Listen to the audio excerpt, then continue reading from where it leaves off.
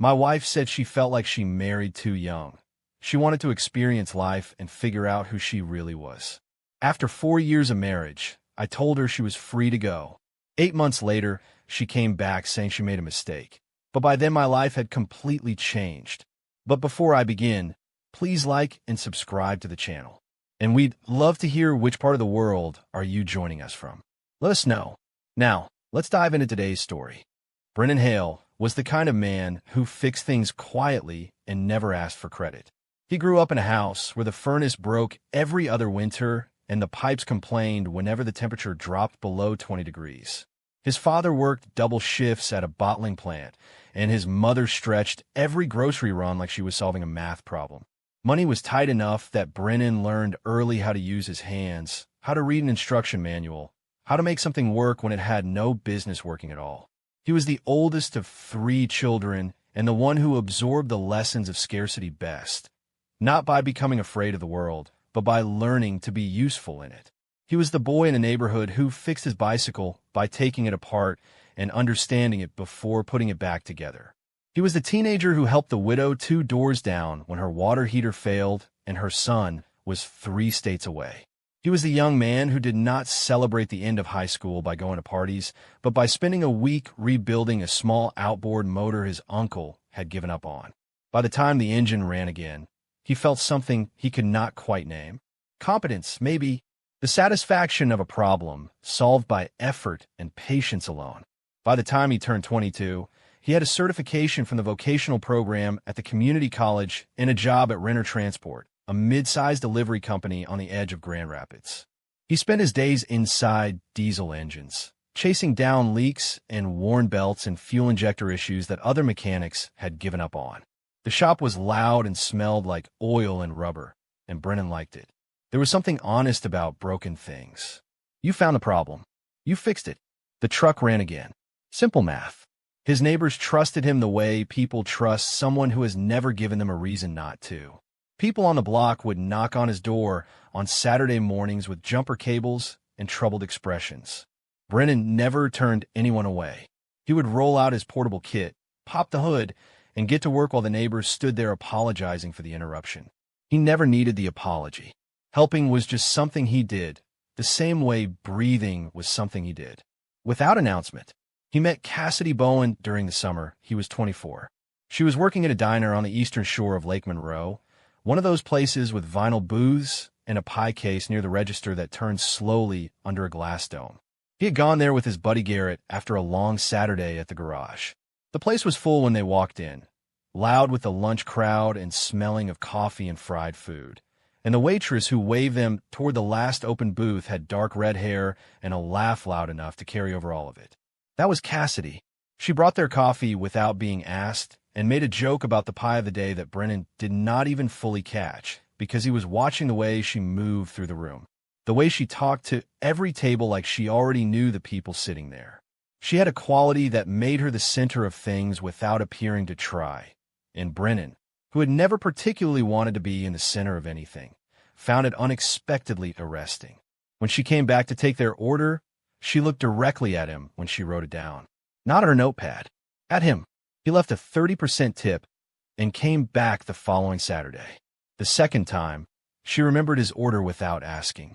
The third time, she brought him a slice of cherry pie he had not ordered and said it was a recommendation and that if he didn't like it, she would eat it herself. He liked it. She sat down across from him for 3 minutes on her break, while Garrett pretended to find something very interesting in the parking lot. And by the time she stood up to go back to work, Brennan had already decided he would come back as many times as it took. They dated for 8 months before he proposed. He did it at the diner, at the same booth, with a ring he had been paying off in installments for 3 months. It was not a large ring. He had considered going into more debt for a larger one, and then decided that would be ridiculous, that a ring was a symbol and not a financial statement, and that if she needed a larger stone to say yes, then he probably had the wrong person. She laughed when she saw the box. Then she started crying. Then she said yes without a moment's hesitation, and he felt something release in his chest that he had not known was held tight. They got married the following June when Brennan was 25. The ceremony was small. His parents were there, and a few people from the garage, and Cassidy's college friends who came up from Columbus in a rented van. The reception was at a rented hall that had a sticky floor and a DJ who played a lot of music from 15 years ago, and it was exactly right. Brennan danced twice, once with Cassidy and once with his mother, and he spent the rest of the evening with a beer in his hand watching his wife work the room. She was extraordinary at that, being in a space, filling it up, making everyone feel like she had come specifically to see them. They settled into the small house on Maplewood Drive 6 months after the wedding.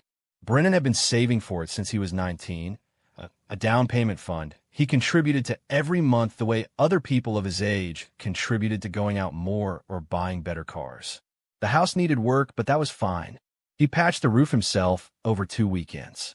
He retiled the bathroom floor on a long holiday weekend while Cassidy painted the bedroom walls a pale gray color she had picked from a swatch at the hardware store.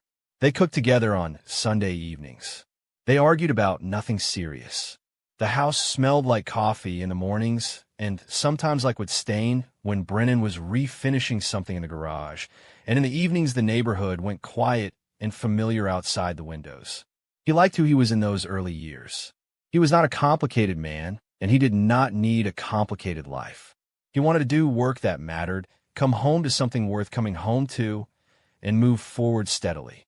Cassidy's energy balanced him in a way he had not known he needed. She dragged him to things he would not have attended alone and introduced him to people he would not have sought out, and he found that the world was larger and more interesting when he moved through it next to someone who took up space the way she did. He did not tell her that very often because he was not naturally expressive in words, but he tried to show it in the ways available to him. In the coffee made, and the roof fixed, and the small trip they took to a cabin on Lake Michigan the second year. Just the two of them, where they played cards in the evenings, and he had not thought about work once in 3 days. For a while, the house felt like exactly what it was supposed to be. But somewhere in the third year, Cassidy started changing. It was subtle at first, the way most damage is. She started going out more on weeknights, saying she needed time with her friends, that she felt cooped up, that she was tired of the same routine. Brennan understood that. He was not a social man himself, but he understood the need. He told her to go. He meant it fully. He was not the type of husband who required his wife to be in the house on a Tuesday night, and he did not become suspicious without cause. But the nights out got longer. A dinner that ended at 10 turned into her coming home at 2 in the morning, shoes in hand at the front door so she would not wake him. A girl's weekend in the city started happening almost every month.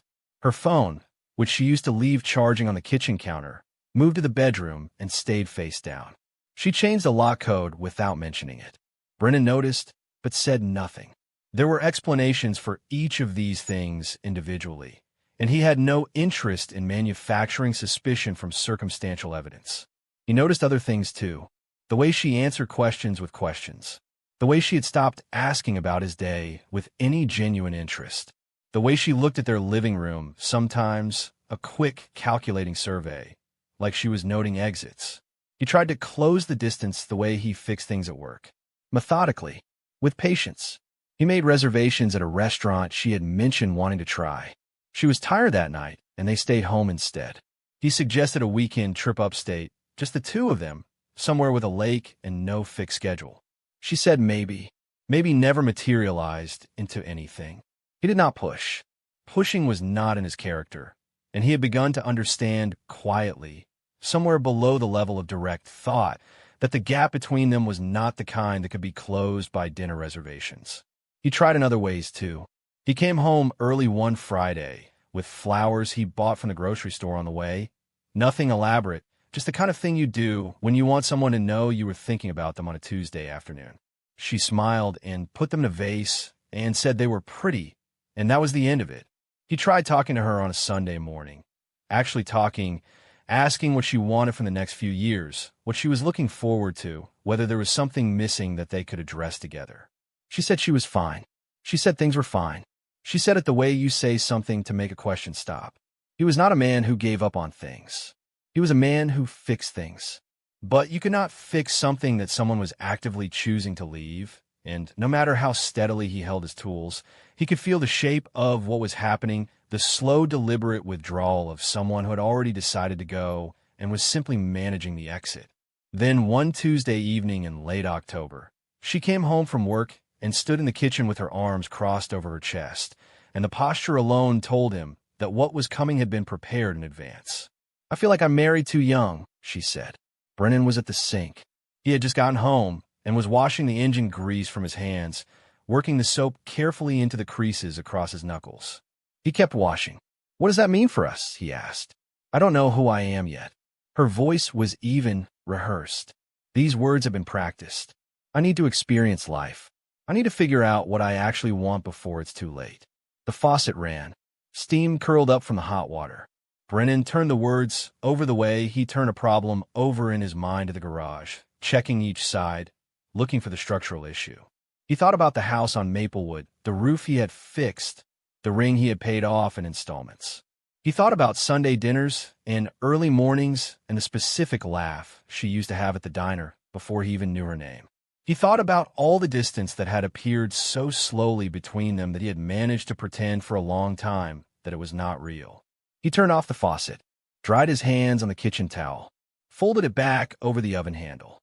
Then he looked at his wife. "If that's what you need," he said quietly, "you're free to go." She had not expected that. He could see it in the small collapse of her posture, the slight backward shift, the recalibration happening behind her eyes. She wanted argument. She wanted raised voices and slammed things, so she could leave cleanly with her version of events intact. She wanted him to give her something to push against. He gave her nothing. He walked past her and went upstairs. 3 days later, she packed 2 bags. She moved out on a Thursday afternoon while he was at work.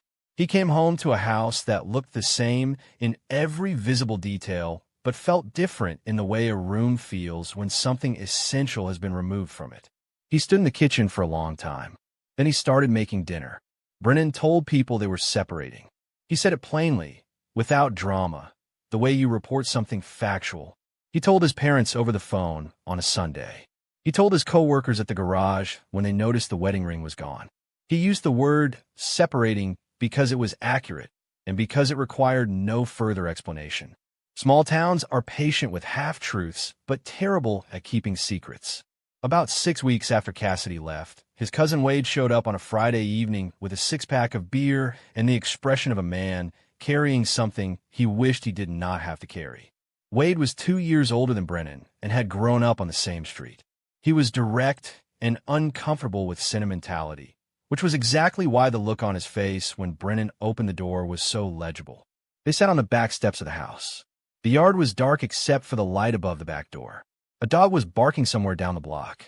October had properly settled in, and the air was cold and smelled like wet leaves and the smoke from someone's fireplace up the street. They worked through a couple of beers in silence. Wade turned his bottle slowly in his hands. "There's something you should know," he said. Brennan looked at him. "She's been in the city. A lot." He paused. "Different guys. More than one." The dog down the block went quiet. Brennan felt his stomach tighten in the specific way it does when you receive information that explains too much all at once. It was not exactly surprise. It was more like the sound a lock makes when a key you did not know existed slides into it and turns. All the things he had half noticed and half dismissed over the past year realigned themselves in an instant into a picture that was clear and complete and ugly. "How long?" he asked. Wade exhaled slowly, the kind of exhale that carries weight. "Probably months before she left." Brennan set his beer down on the step beside him. The air was cold enough that his breath was faintly visible. He looked at the yard, at the brown grass, at the garden beds along the fence that Cassidy had talked about planting the previous spring and never did. He remembered standing in that exact spot with her in April, the two of them looking at the beds, her talking about what she wanted to grow, him half listening and half planning the irrigation, and the memory had a different shape now. He thought about the locked phone, the late nights, the way she had looked at their living room like she was measuring the distance to the door. He had pushed each of those things aside because he was not the kind of man who accused his wife of things he could not prove, who turned suspicion into confrontation just because something felt wrong. He had given her the benefit of every doubt he had. He had been wrong to doubt his own instincts. but he was not sure he would have done it differently. That was just who he was. The back steps were cold beneath him. "I'm sorry," Wade said. He meant it. Brennan nodded once. A small, deliberate movement. They sat there for another hour. Wade did not ask how he was feeling because he was not that kind of person, and Brennan did not offer it because he was not that kind of person either. They drank and said nothing much, and when Wade stood up and said he should get going, Brennan told him he appreciated it. He meant that too. After Wade left, Brennan stayed on the steps in the dark for a long time. He was not spiraling. He was processing the way he processed everything systematically, looking at the information from different angles and arriving at conclusions that he then stored rather than broadcast. The anger was there underneath, but it was not the violent, crashing kind. It was slow and clean, and he recognized it as something that would not consume him if he did not feed it. The social media photographs came later, and they were worse because of how public they were. Cassidy had left her accounts open. Whether that was carelessness or something else, Brennan chose not to speculate. But people talked, and eventually a link found its way to his phone through a mutual acquaintance who said he had a right to know what was being posted. Brennan looked once. Cassidy in a bar with her hair down, laughing in a group of men he did not recognize. Cassidy at a rooftop party in an outfit that had nothing to do with the life on Maplewood Drive. Cassidy in someone's apartment, close to a man who was watching her with specific attention. The comments underneath were careless and cruel in the way things are when people mistake being an observer for having a stake in something. Some of these people had been at his wedding. Some had eaten dinner at his table. He put the phone down. He did not pick it up again that night. He went to the garage the next morning and did his work and came home and made food, and that was how he moved through it.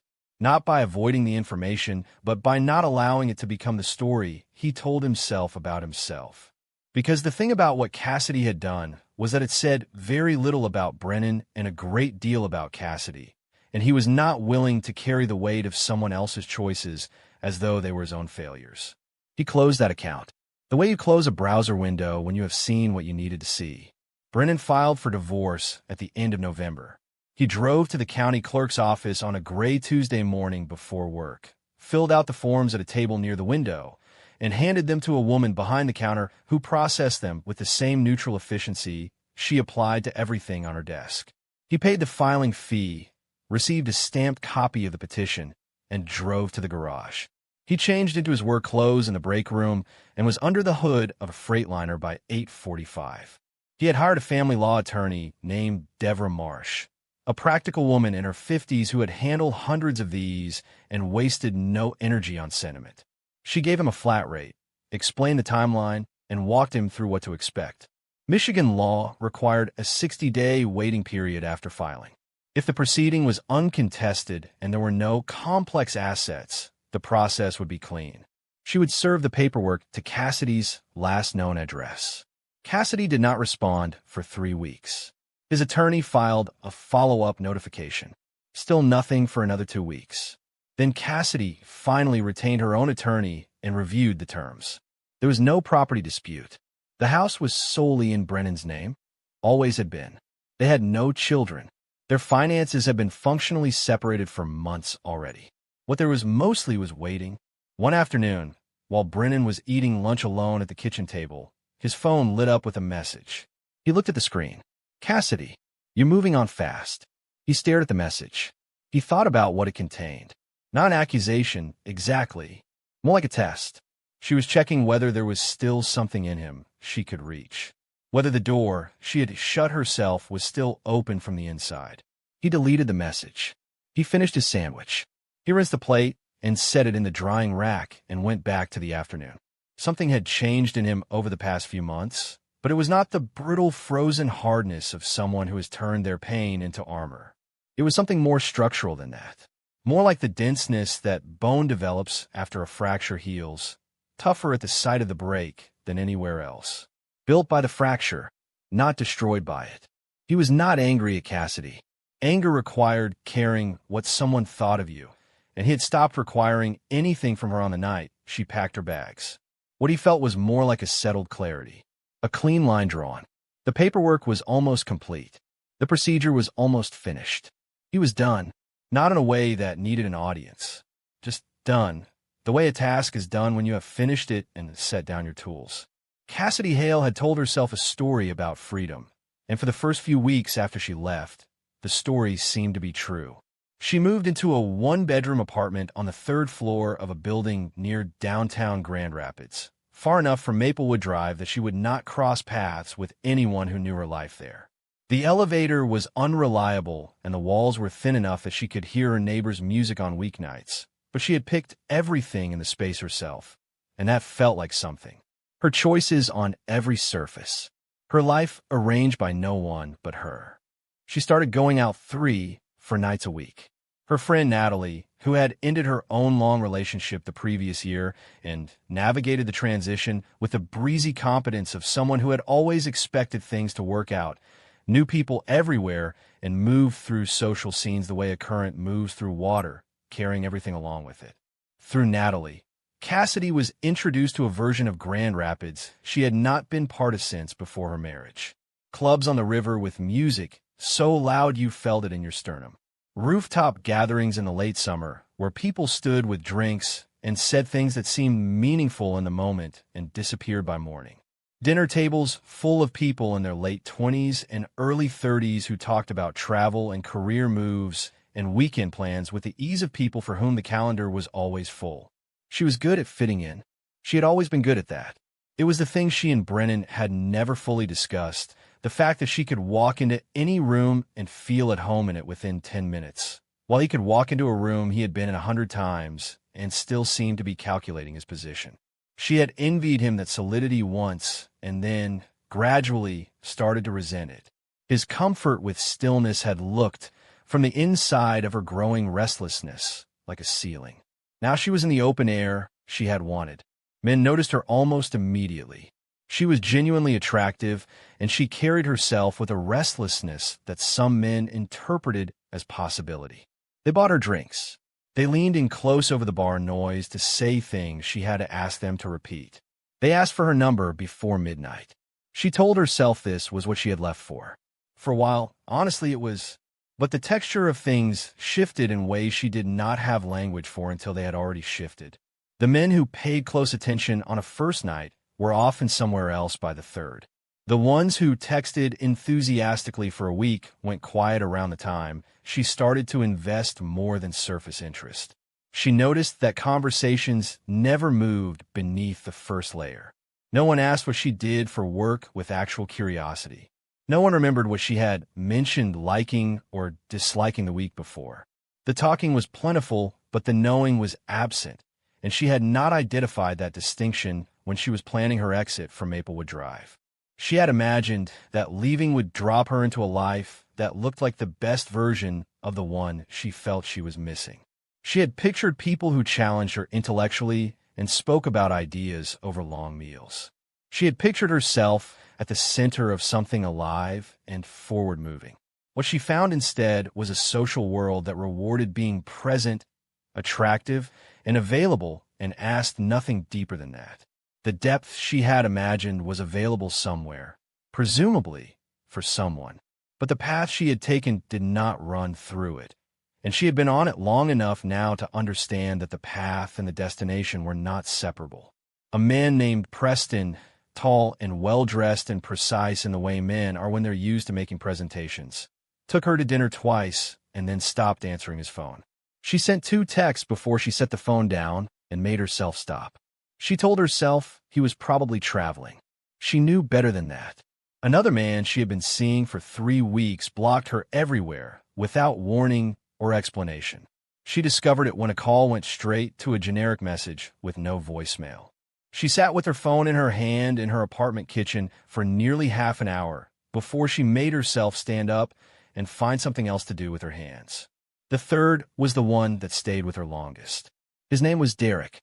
He was funny and sure of himself, and the first man since she had left who made her laugh in the way she used to laugh, spontaneously, without effort, the kind of laughter that comes from somewhere real. She had allowed herself to think about him between the times they were together. She had imagined, carefully and quietly, that this might be the beginning of something that actually resembled a life. On a Saturday afternoon, After they had spent most of the day together, she asked if they could go on a proper date. A real dinner, somewhere with a tablecloth, just the two of them, without a group around them. Derek had looked at her with an expression she could not immediately read. Then he had laughed. Not unkindly, but not kindly either. "You're fun, Cassidy," he said, "but I'm not really looking for something serious right now." He had tilted his head slightly. "Honestly, you're not really girlfriend material." She kept her face still. She said something easy and redirected the conversation because she was not going to sit in front of this man and absorb his assessment visibly. But she carried those words out of his apartment and into her car and drove home with them in the passenger seat, and she was still sitting with them 3 days later. Not girlfriend material. She turned the phrase over from different angles the way you press a bruise to understand where exactly it hurts. She was not sure what she had expected from a year. She had expected liberation and self-discovery and all the experiences she had convinced herself were passing her by on Maplewood Drive. She had not expected to arrive, after 8 months of motion, at a sentence like that one. When autumn came, the social world Cassidy had moved through so freely all summer began quietly contracting. The women from her life before, the ones from college and from the neighborhood years, the ones she had known for long enough that their friendship had a history and a texture, had stopped initiating contact. When Cassidy reached out, the responses were brief. When she suggested plans, people were busy that week, maybe next week, and next week never arranged itself into anything. It happened so gradually, this withdrawal, that she could not point to a moment when it started, only to the accumulation of silences that now made up most of her social life. The newer crowd moved differently. People at parties were warm in the room and absent outside of it. She would have a conversation that felt real, exchange numbers with a woman she genuinely liked, and send a text the next afternoon that received a heart reaction and nothing more. The warmth existed only inside the moment. Outside of it, she was just another contact in someone's phone. The crowd around her thinned. Natalie had met someone she was serious about, and her nights out had dropped to maybe once a month. When she did come out, she left early, and the conversations between her and Cassidy had changed in a way neither of them was openly naming. Natalie was building something, and Cassidy was still searching for something, and the gap between those two positions had grown wider than either of them had acknowledged. Cassidy found herself at gatherings where she recognized faces but had no actual history with anyone. She was familiar but not known, present but not rooted.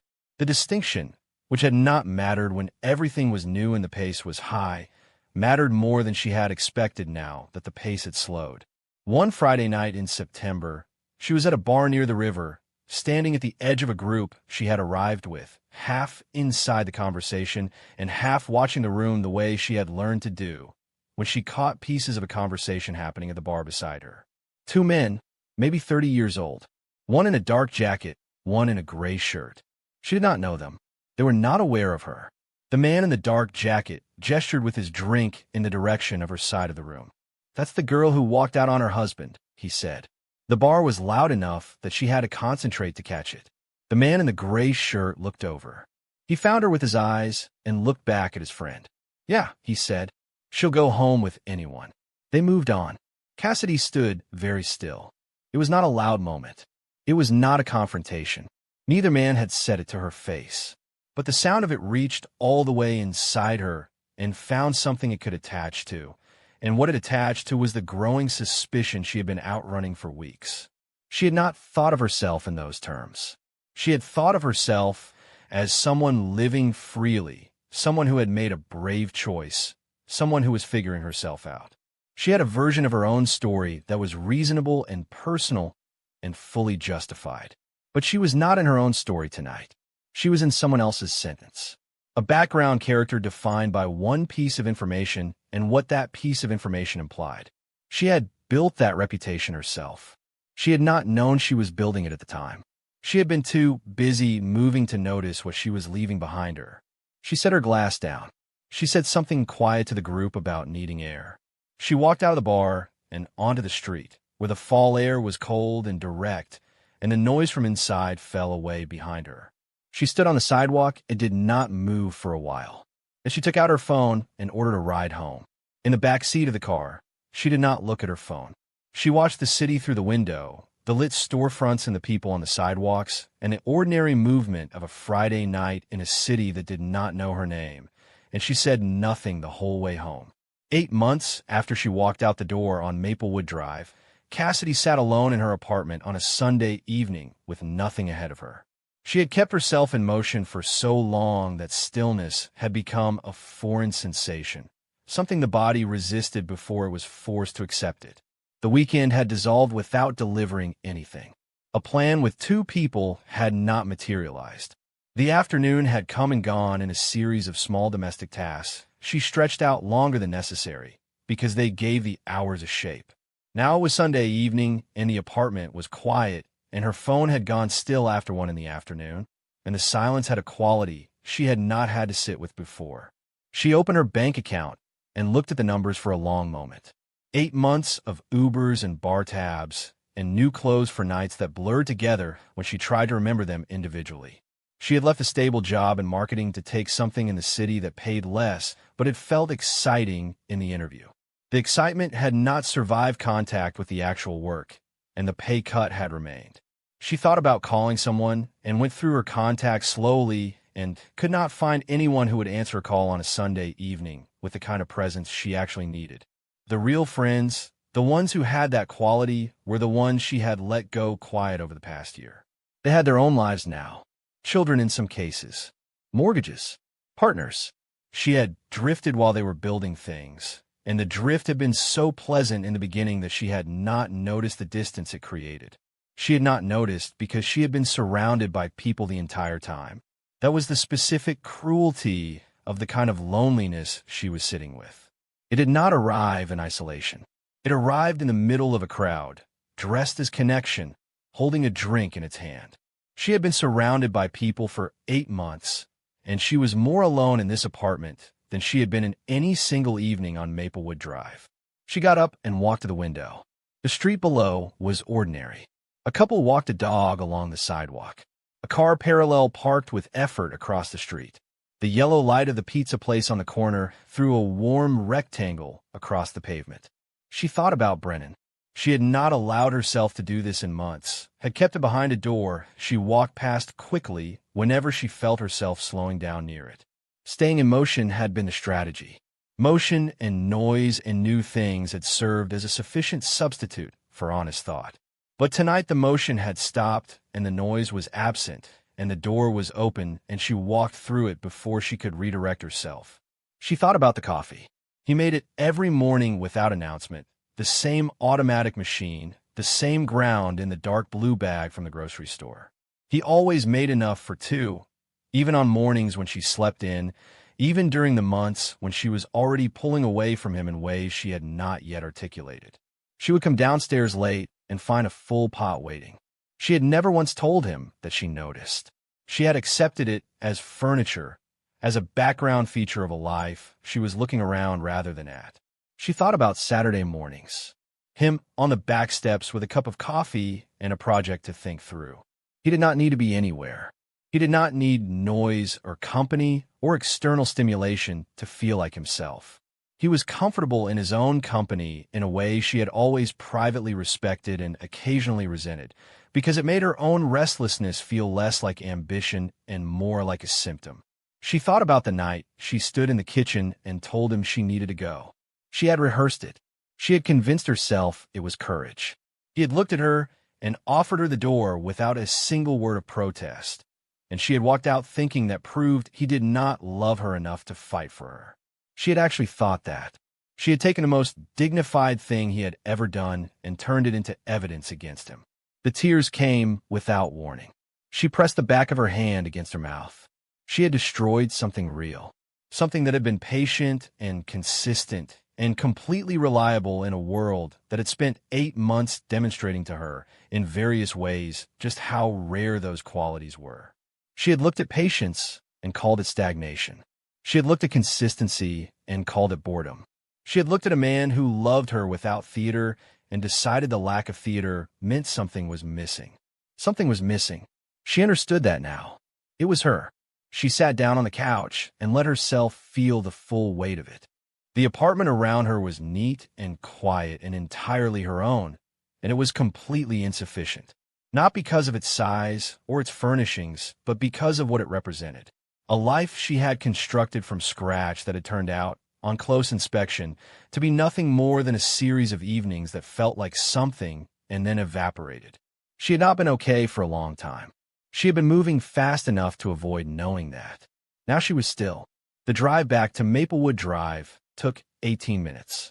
Cassidy had made that drive hundreds of times over the years, enough that her hands knew the turns the way hands know the shape of something they have held often.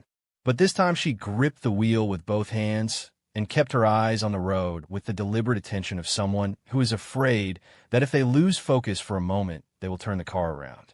She had sat with the decision for 4 days after that Sunday evening before she got in the car. She had wanted to think it through properly, not act on feeling alone. Wednesday came, and she drove to the edge of the highway and then changed her mind and went home. She waited until the following Tuesday and told herself that the waiting was rational and not fear, even though she knew it was mostly fear. Fear of what? Specifically, she had not fully allowed herself to name until she was parked across the street looking at the house. She was afraid he had moved on. She was afraid that even if he had not, the damage was too complete to repair regardless. She was afraid of standing in his living room and saying everything she had come to say and watching his face stay still and closed while she said it. She was afraid of the particular quality of silence that follows the word no when it comes from someone who has thought carefully before speaking and means it without reservation. She was also afraid, underneath all of that, of what it said about her that this was where she had ended up. She had stood in the kitchen 8 months ago and told a good man that she needed to experience life. And now she was back at his front door. The arithmetic of that was not kind. And she had spent the previous 4 days trying to find a version of it that was something other than what it clearly was. She parked across the street and cut the engine. The house on Maplewood Drive looked exactly the same. The same vinyl siding, slightly faded at the south-facing corner where the sun hit longest. The same porch with the 2 wooden steps she had painted white herself 6 years ago. The same light fixture above the door with the small crack in the glass cover that Brennan had mentioned needing to replace and then not gotten around to. The yard was raked clean. The flower beds along the front were cleared for winter, mulched down with a neatness she recognized as Brennan's. He had done that recently. She could tell from the fresh, dark line of the mulch against the soil. She sat in the car for 10 minutes. Then she got out. Her hands were not steady as she crossed the street. Everything she had rehearsed over the past 4 days felt like a screenplay for a version of herself she was not sure she could perform at this particular moment. She stopped at the bottom of the porch steps and looked up at the door. She climbed the steps. She knocked. She heard footsteps inside almost immediately. Not rushed. Steady. The sound of someone moving through their own house without urgency. The door opened. Brennan Hale stood in the frame. He was wearing a gray sweatshirt and jeans and work boots, and he held the door with one hand and looked at her with an expression that she had always thought of as his listening face. Patient. Still. Taking everything in before responding to any of it. His eyes moved over her quickly and settled on her face and stayed there. Something about him was different, though she needed a moment to find the word for it. He was calmer than she remembered, more present somehow, like a man who had found his footing and planted himself on it. Cassidy, he said, just her name. No warmth in it. No edge, just the straightforward recognition of the person standing on his porch. She had told herself she would stay composed, that she would be clear and measured and say what she came to say without losing control of the conversation. Her voice cracked on the first word. I made a mistake. He looked at her without responding. The cold air moved between them. Down the street, a car turned the corner and went past. She swallowed. Can I come inside? He looked at her for a long moment. His expression did not change. Then he stepped back from the door and held it open. She walked into the house. The inside was different from her memory of it in ways that were difficult to name specifically. The furniture had been rearranged. The couch sat at a different angle. There was a new rug in the hallway. The shelf above the fireplace, where photographs had been arranged for the better part of their marriage, was empty except for a small potted plant and a stack of paperback books. The space felt clean and occupied and completely his. She stood in the living room with her arms crossed over her chest. Brennan stood in the doorway to the kitchen. He did not sit. He did not offer her a seat. He stood there looking at her with that expression that gave her nothing to work with. "I'm listening," he said. Everything she had prepared fell apart the moment she opened her mouth. The composed, rational version of herself, the one who was going to present a clear and measured case, disappeared at the first word, and what came out instead was the accumulated weight of 8 months arriving all at once. "I convinced myself I was missing something," she said. Her voice was not steady, and she made no further attempt to make it steady. "I looked at this house and this life, and I told myself it was too small, that I was going to run out of time to figure out who I was if I didn't leave." Brennan stood in the doorway with his hands at his sides and his face still. "I was wrong." She paused. The word was too short. It didn't contain nearly enough. Not just about leaving, about everything I thought was going to be waiting for me on the other side of it. She told him about the city. She did not minimize it or frame it carefully. She described the bar nights that had all started to look identical after a while. The men who treated her like something temporary. The moment she stood on a sidewalk in September and heard her own name used in a sentence that was technically about someone else. She told him about Derek and what he had said to her, and she repeated the exact words because she felt that vagueness would be dishonest. "He told me I wasn't girlfriend material." She watched Brennan's face. Nothing moved in it. "I spent weeks trying to diagnose that, trying to identify the specific thing I had done wrong that caused someone to see me that way. But the longer I examined it, the more I understood it wasn't a calculation problem. It was just the truth of who I had become." Brennan listened. He stood in the kitchen doorway and let her talk without interrupting, without filling silences, without signaling what he thought. She knew this quality of his. She had found it reassuring early in their relationship and infuriating later. And now, standing in his living room with nowhere to hide, she found it honest. He was not performing anything. He was just taking in what she was saying and deciding what to do with it. She was crying now, which she had not intended, but the intention was no longer particularly relevant. "The men I met out there don't respect me." The word came out unsteady. "I know exactly how I got to that point. I'm not standing here pretending to be a victim of anything except my own choices." She wiped her eyes with the back of her hand. "But I need you to know that I see it now. All of it. Everything I had and everything I treated like it was temporary." She took a breath. "I had the best thing I have ever had in my life," she said quietly, "and I walked out on it because it didn't look the way I thought a big life was supposed to look." The last sentence cost her something. Brennan had not moved from the kitchen doorway. His arms were at his sides. His face was still and open, the face of someone listening completely without giving any indication of what they were going to do with what they heard. She looked at him directly. "I want to try again," she said. The silence that followed was not hostile. It was just complete. The kind of silence that fills a room when something has been said that cannot be unsaid, and the person who received it is deciding how to be honest. Brennan turned and walked into the kitchen. She heard the sound of a drawer opening, paper moving. She stood in the living room with her hands at her sides, her breathing shallow, waiting. He came back. He was carrying a document, folded once along its center. He held it out to her, and she took it. She opened it. It took her a moment to process what she was looking at. Then she saw the letterhead, the county seal, the names, the date, the signature line at the bottom with both their names and the certification stamp from the court. The final divorce order. Signed, filed, complete. She stared at the paper. She had known this was coming. She had been part of the process. She had signed her own set of papers weeks ago. But holding the finalized document in her hands in this room, with Brennan standing 4 feet away from her, made it real in a way the abstract knowledge of it had not. "It's done," he said. The words were quiet, conversational almost, but they arrived with a weight that pressed the air out of her chest. She looked at the page for a long time. Her shoulders collapsed. "You didn't even fight for us," she said. She heard how it sounded the moment the words left her. She knew they were wrong, But they were out now, and she could not pull them back. Brennan looked at her. "I did," he said. He let that settle for exactly 1 second. For 4 years. 3 words. Not said with heat. Not said to wound. Said the way you state a measurement. The way you read a number from a gauge. Simple and factual and entirely without adornment. She understood what he meant. She understood it with a clarity that arrived all at once and sat in her chest like a stone. He had been fighting for their marriage for years. Not with arguments or ultimatums, but with every morning cup of coffee left for her without being asked. With the roof he fixed over 2 weekends.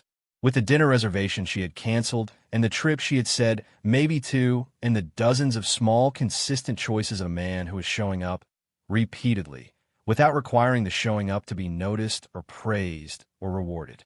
He had fought quietly. He had fought for 4 years without receiving acknowledgement for it from the one person whose acknowledgement mattered. And she had looked at that fight, that patient, invisible fight, and decided it wasn't enough. The paper in her hands was just paper, but it was the most permanent thing she had touched in 8 months.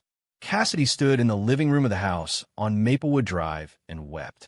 Not the careful, private crying she had allowed herself in her apartment. This came from deeper than that, from the part of herself that she had been running fast enough to outpace for the better part of a year. It arrived without warning and without the small dignities of composure. Her shoulders shook. She pressed one hand over her mouth. The divorce document was still in her other hand, and she held it because she did not know where to set it. Brennan stood across the room from her. He did not move toward her. He did not speak. He waited with a steadiness that was neither cruel nor cold. He was simply present, the way he had always been present, without requiring the moment to be something other than what it was. She pulled herself together slowly. The kind of pulling together that happens when you have no other option, when you cannot stay collapsed, because you're the only person in the situation who can move you. "I ruined everything," she said. "Yes," Brennan said. One syllable, stated without pleasure and without apology. A fact offered back to her, because she had stated it correctly, and he saw no reason to soften an accurate observation. She wiped her face. The finality of the word landed harder than any sentence she had ever received. There was no cruelty in it. He was not enjoying her distress, but he was not going to comfort her with dishonesty either. She had earned the truth, and the truth was yes. She folded the divorce document slowly, her fingers working the paper without her being fully aware of it. "Please." Her voice cracked on the word. She made herself say the next part. "I can change." He shook his head, a small, deliberate movement. Final in the way things are when they come from certainty rather than stubbornness. "Brennan." She said his name the way you say something you're trying to hold in your hands. "After everything we built, after all those years, you're closing this door completely." "The door was closed before you came here," he said. "You're only standing in front of it today." She opened her mouth. Nothing came. The afternoon had grown darker outside the windows. The light in the room was gray and low, and the street beyond the glass was the quiet of early evening when the day has finished and the night has not yet started. She made one more attempt because she could not leave without making it. "I know I don't have any right to ask," she said.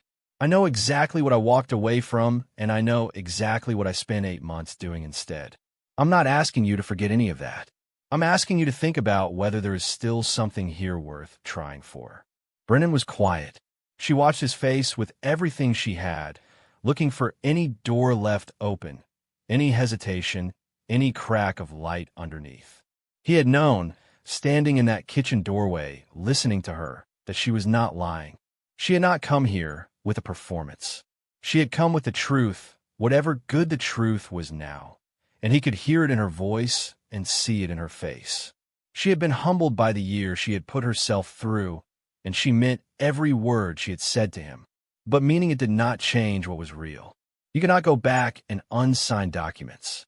You could not return to a house you had freely chosen to leave and find it preserved exactly as you remembered, waiting. Life did not work that way, and Brennan had never been a man who pretended that it did.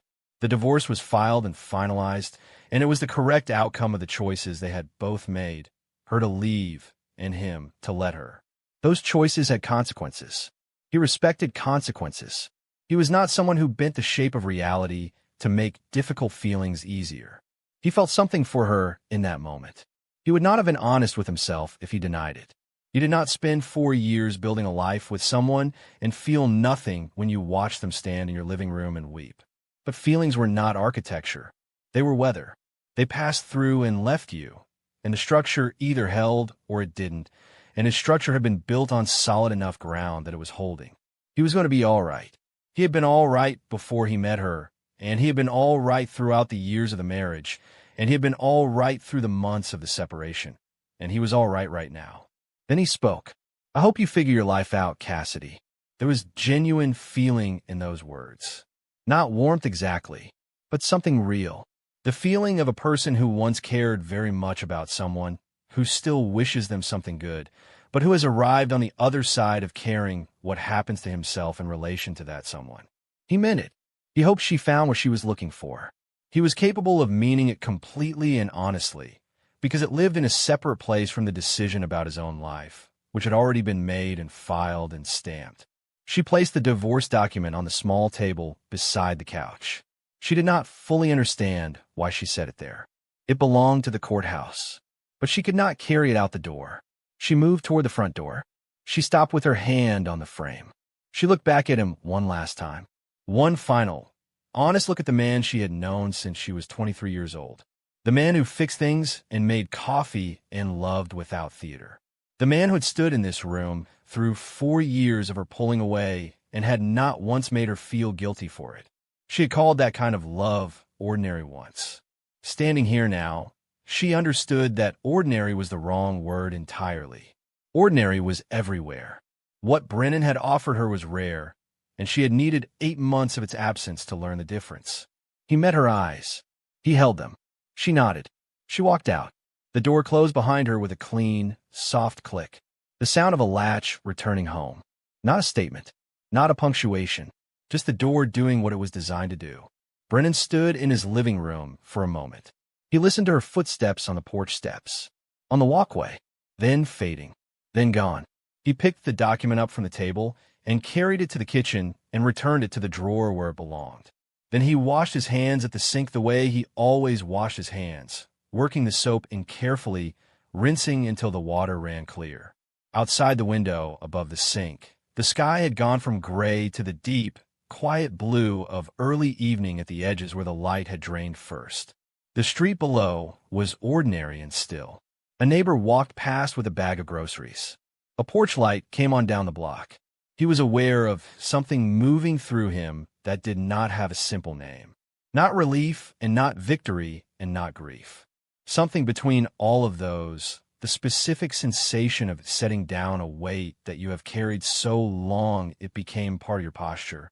And then your posture changes, and you feel at once lighter and unfamiliar with yourself. And then the unfamiliarity passes, and what remains is just the person you actually are without the weight. He thought about who he had been at 25, standing in an altar in a rented hall with a sticky floor, genuinely certain about the future. He did not regret that person. That person had been right to believe in what he believed in.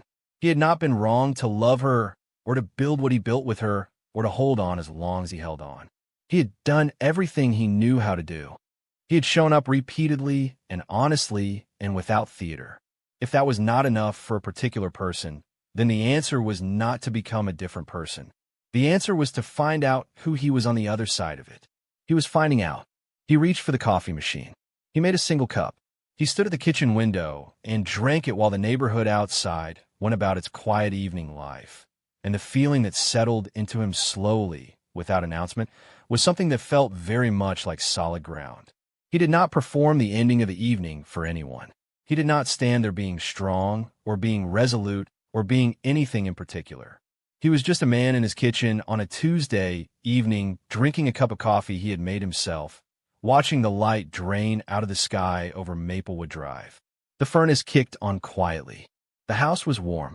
His tools were in the garage, and his truck was in the driveway. And the work week was not finished, but tomorrow was Wednesday, and it would proceed the way Wednesdays proceeded, with problems that needed solving and a set of capable hands to solve them.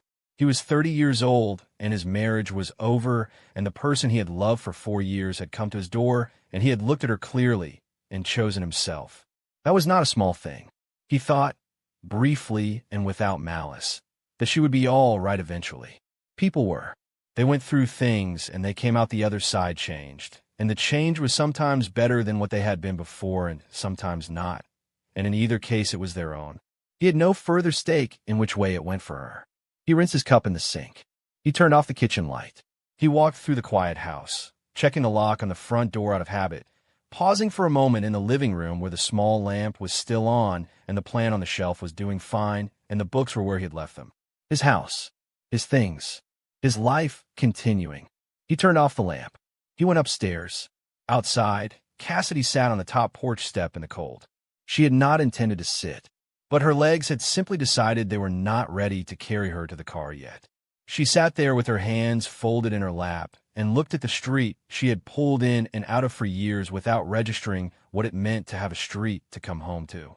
The crack in the porch railing was still there. She had mentioned it to Brennan at some point. He had said he would get to it. In the way of small household repairs, it had remained unaddressed for 2 years. She had found this annoying once. She found it something else now. A leaf fell from the oak tree at the edge of the yard and spiraled down onto the step beside her. She watched it settle.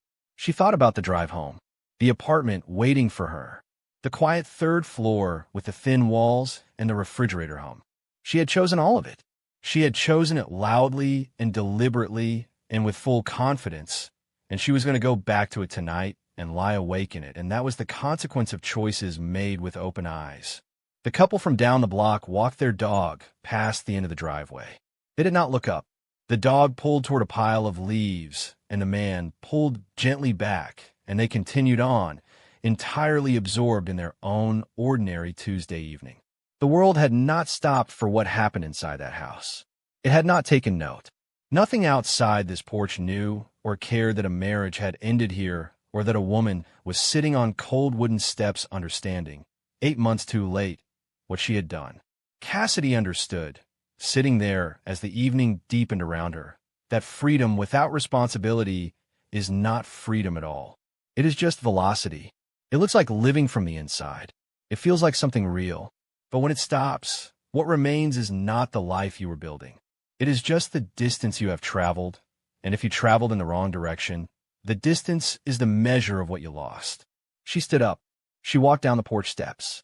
She crossed the street and got in her car and drove away, and Maplewood Drive returned to its quiet Tuesday evening as if she had never been there at all. Behind her, the porch light above the door burned steadily in the growing dark. It lit the empty porch and the clean front steps and the winter-mulched flower beds and the ordinary, unremarkable face of a house where a man was getting on with his life. Nobody was coming. Brennan Hale slept soundly that night. In the morning he woke without alarm, the way he always did. He made 1 cup of coffee. He stood at the kitchen window while it brewed and watched the November morning arrive over the street, gray and still and entirely his own. Then the day began.